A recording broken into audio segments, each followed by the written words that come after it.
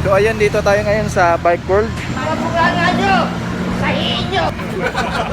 So titingnan natin kung ano yung mga available na units dito sa Bike World sa San Pedro.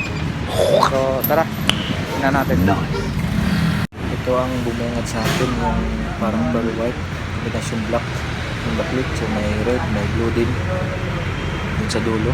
So ito maganda tong kulay na to, backlit. 1 to 5 yan, lahat yan 1 to 5. Ayan. Ayan, so dito naman meron itong Mio 1 to 5. Ayan. So lahat yan bago. Ayan, ganda ng kulay, matte black. So meron ding Yamaha. Yan, Sniper 155 FI na. So yan, dalawang bar yan. Meron din siyang PVA. So ito naman yung iba pang kulay ng Mio. Yan, dark blue, may orange matte, may gravies. So may TMX Alpha kung gusto niyo ng may tangke. Yan. Yan yung price niya. Iba-iba pala ang ano dito, brand ng motor sa loob ng Bike World. Ayan, ganda nito. Orange. May yellow. Ganda. Lahat yung brand new. May parang Tosca green. Yan naman yung 155 na Sniper.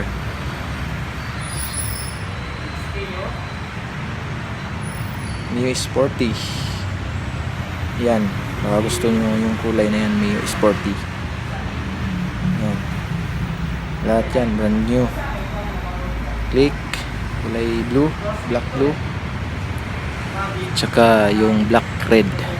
So mamili na lang kayo dito kung alin yung matipuan yung kulay. So dito naman is Raider. Yung bagong modelo ng Raider. Yan, ganda ng kulay. Yan, merong carb, may FI. Yan, dalawang yung ivory white. Yan. Brand new lahat. Yan. Punta na lang kayo dito sa Bike World. Meron ding Bergsman. Lahat yan.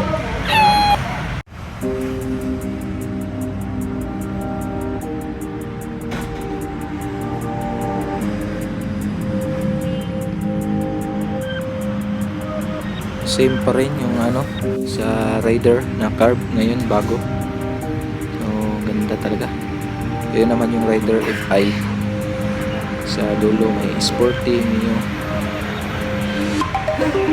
Yan, lahat na yan. Brand new.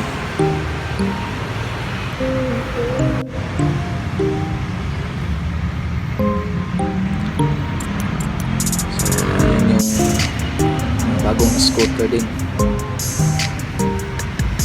dito sa Bike World.